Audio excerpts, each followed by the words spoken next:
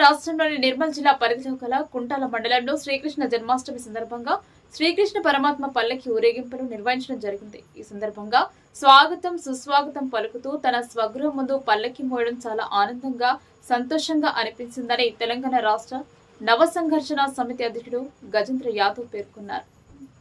ముందు old bus stand దగ్గర శ్రీకృష్ణ పరమాత్మని పల్లకి మోయడం జరిగింది. చాలా సంతోషంగా ఆనందంగా అనిపించిందని తెలంగాణ రాష్ట్ర నవ సంఘర్షణ సమితి అధ్యక్షులు అబ్కా గజేందర్ యాదవ్ అన్నారు.